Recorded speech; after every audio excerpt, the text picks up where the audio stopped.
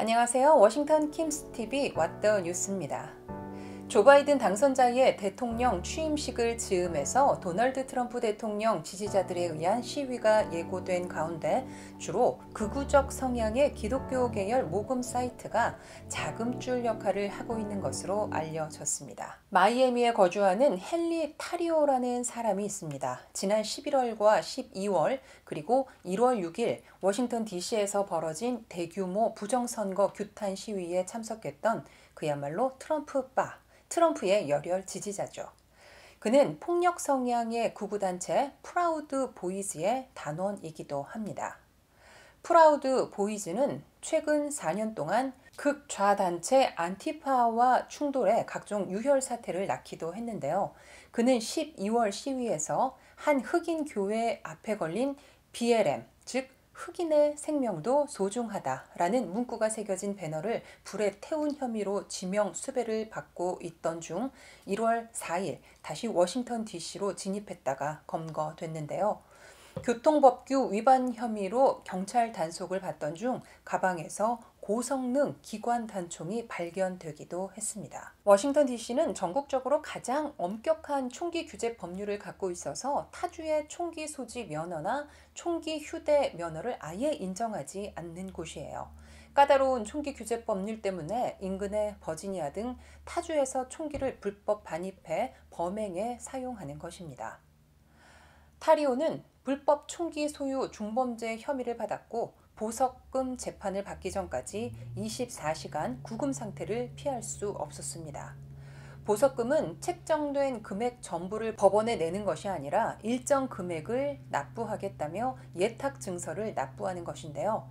거액의 보석금을 낼 수 있는 사람은 많지 않기 때문에 법원 앞에 질비해 있는 본드맨을 찾습니다. 본드맨이란 간단히 말해서 수수료의 대가로 피고인의 석방 보증금의 지급을 담보하는 일을 영업으로 하는 사람을 말하는데요.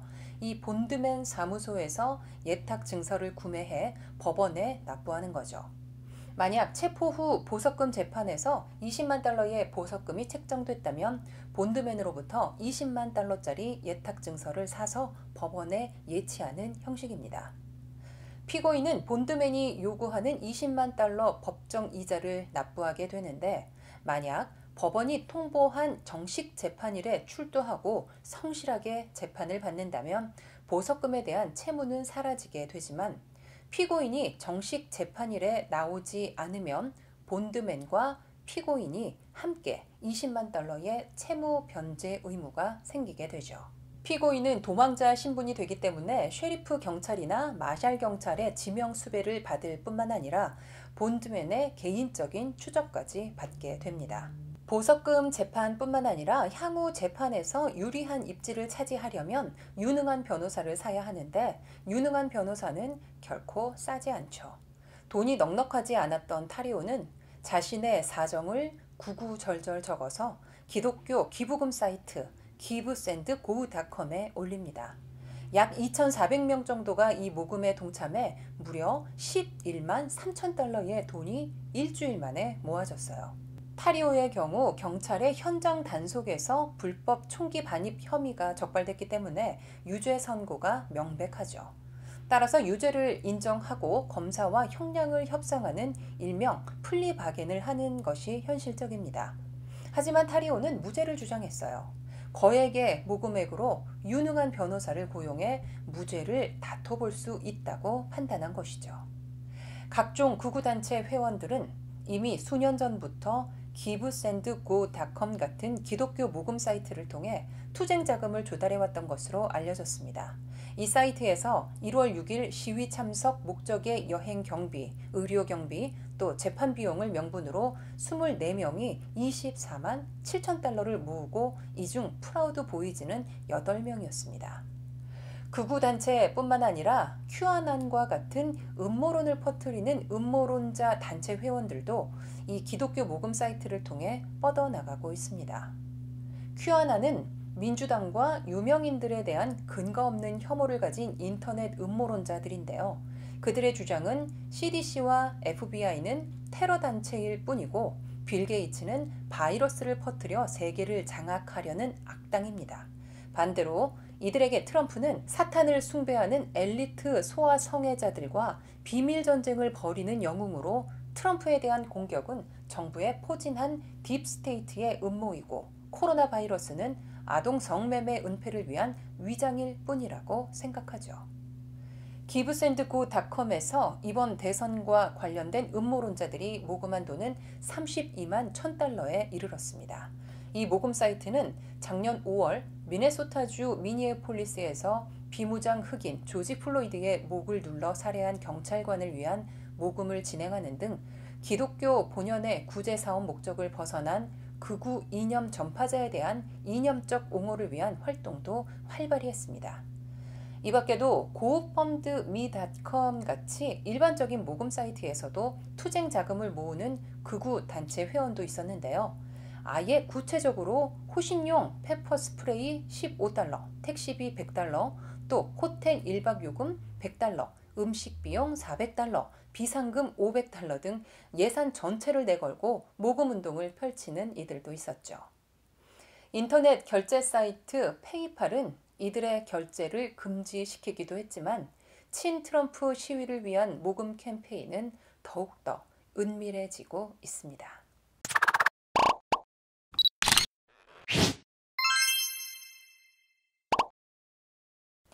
조 바이든 당선자가 트럼프 행정부 취적 중 유일하게 칭찬했던 대목이 있었죠. 바로 백신 개발과 공급 정책인데요. 트럼프 행정부가 코로나 바이러스 방역에 실패했다고는 하지만 총력 지원을 통해 백신을 조기에 개발하고 공급한 점은 높이 평가되고 있습니다. 하지만 정부 정책과 전혀 부합하지 않는 백신 음모론 단체에게 거액의 보조금을 줬다면 얘기가 달라집니다. 흑인의 생명도 소중하다 캠페인이 패러디 소재가 되면서 무엇 무엇도 소중하다는 여러 신조어가 난립하는 가운데 연방정부가 백신 음모론을 주장하는 비영리 단체의 존립도 소중하다면서 이들에게 급여 보호 프로그램 PPP 자금을 지원한 사실이 드러났습니다. 급여 보호 프로그램은 지난 3월 코로나 사태 발발로 연방정부가 경기 부양 법률을 마련해 중소기업 근로자 임금을 정부가 지원하는 프로그램이죠. PPP 수혜를 받은 백신 음모론 비영리 단체는 모두 5개인데 이 단체들이 85만 달러를 받아갔습니다. 정부 보조금을 받으면서 백신을 공급하고자 하는 정부 시책에 반대 주장을 하는 모순이 발생하지만 PPP 집행기관인 중소기업청 SBA는 합법적인 비영리 단체는 PPP 수혜 대상이라며 문제가 없다는 입장입니다. PPP를 받은 백신 음모론 단체는 전국 백신정보센터, 메르콜라 건강정보센터, 정보행동연대, 어린이건강권 방어연대, 텐페니 종합의료정보센터 등입니다. 이들은 PPP 자금을 받으면서 의료정보를 공유한 비영리 단체로 표시했기 때문에 별다른 의심을 받지 않았어요. 연방정부는 이들 단체에게 보조금을 주고 있지만 페이스북 같은 SNS는 이들 단체의 광고 집행을 금지하고 있습니다. 이들 단체는 음모론을 주장하는 의사들을 내세워 더욱더 그럴듯한 주장을 펼치고 있습니다. 백신 음모론 단체는 극우 성향뿐만 아니라 극좌 성향을 나타내는 곳도 있고 극우 성향에서 시작한 백신 음모론이 극좌로 옮겨 타는 양상까지 나타나고 있습니다. 가장 흔한 백신 음모론은 마이크로소프트 창업주 빌 게이츠 같은 글로벌 엘리트들이 팬데믹을 이용해 자신의 이해관계를 극대화하고 있고 마르크스주의자와 세계화주의자가 득세해 미국 패권을 무너뜨리려 한다는 것 등입니다. 게이츠는 직접 방송에 출연해 근거 없는 헛소문이라고 여러 차례 주장하고 있지만 이 같은 음모론은 수그러들 기미가 보이지 않고 있습니다. 백신 음모론은 페이스북과 트위터 등 대부분의 대형 SNS에서 차단되고 있지만 아직 규제를 하지 않는 카카오톡 같은 한국 SNS를 통해 잘못된 정보를 전달받고 있어 문제가 되고 있습니다. 전문가들은 현재 화이자, 모더나 등의 백신이 치명적인 부작용이 나타나지 않고 있지만 이들 백신 음모론 단체들이 공포와 불신을 조장하는 것이 현 시점에서 백신 공급 정책의 가장 큰 걸림돌이라고 밝혔습니다.